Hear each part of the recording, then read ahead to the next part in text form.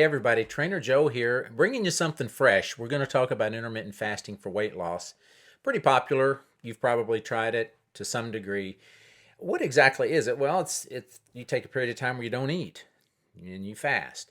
Eh, We do it every day. We wake up and we have breakfast, right? We break fast. So it's just an opportunity to go longer periods of time without eating. For a lot of people, that's all they need to do to lose weight. And that's what I'm helping people do. Top thing is lose weight. So, what kind of tool is this? Is this a tool that would be effective for you? Let's just look at it a little bit. We've all done it. We all fast. Most people, if they just did it more, if they just had more times when they weren't eating, they would find that they're going to do better. St. Augustine said, for many, total abstinence is easier than perfect moderation. It's just easier just to say, I'm not going to have anything, then what should I have and how much of it should I have? No is only hard if yes is an option. When somebody does my 21-day transformation, we don't eat after 7:30 at night. So a lot of people say, "Oh, y'all have intermittent fasting." We don't call it that, but yeah, because we don't eat after 7:30 at night. And I had one lady, she did my program. She eventually lost 95 pounds, and she said, "Joe, I've noticed that if I'm going to make cookies, which I love to do, it's best if I wait until 7:30 at night to make cookies." What's the reason for that? Because no is only hard if yes is an option. At 7:30, she has gotten in the habit of cutting off all food, no eating after 7:30. So she has some freedom now. I can make cookies at 8 o'clock because I know I'm not going to eat any of them. But if she makes them at a time where it's okay to eat, she struggles with how much to eat. So really what we're trying to figure out is how can I get to where I just don't eat too much food? Intermittent fasting can be a very helpful, effective tool to get you to do that. Some people are going to dwell on more of the scientific benefits of giving your digestion a break and things like that. All that's great. But I think the primary benefit is it's helping you to not eat so much food, because what I'm helping people do for the most part is gain freedom. The Apostle Paul said, everything's permissible for me, but not everything's beneficial, and I will not be mastered by anything. I'm helping people get some freedom from a bad relationship with food that's taken them down, that's affecting them very negatively. And that's what I think this is all about. So, for those of you that are thinking, yeah, oh, well, I'm going to do this, I'm going to intermittently fast, where should you start? To me, about the easiest way to do that is what we do in my program. In my 21-day transformation, we stop eating at 7:30 at night. Period. Start eating when you want to start eating. There are a lot of people that find it easy to wake up the next morning and hold off on eating anything until noon. That's fine, but depending on what your schedule is like, you can go either way. I would just recommend, because so often we're getting in that fourth meal at night, the number one thing that a lot of people could do to improve their health and lose weight is just don't eat after 7:30 at night.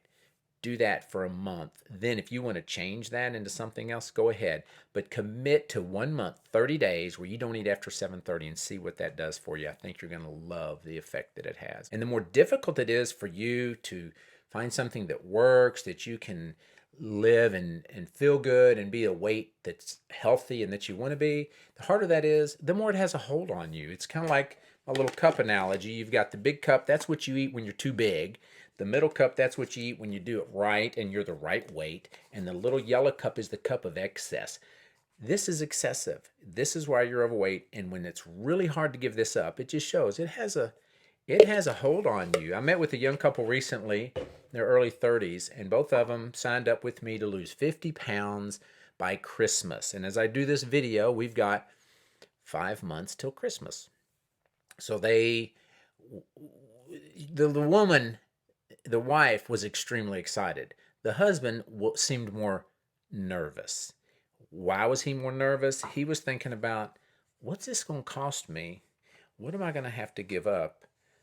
Is it going to be my precious? Because for a lot of people, this excessive eating is very precious to them, and they have this relationship. They love it. It doesn't love them back. It's an unrequited love. And when we understand that this excess that you've been consuming doesn't like you and it's unnecessary, then intermittent fasting might make more sense to you.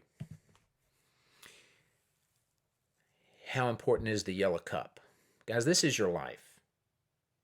I asked the guy, the husband in that team. I said in the marriage, and I said, imagine this. I said, imagine that you don't eat any food after 7:30 for the rest of your life. Can you imagine that? Because basically, we're going to be doing that for 5 months. He's not going to eat after 7:30.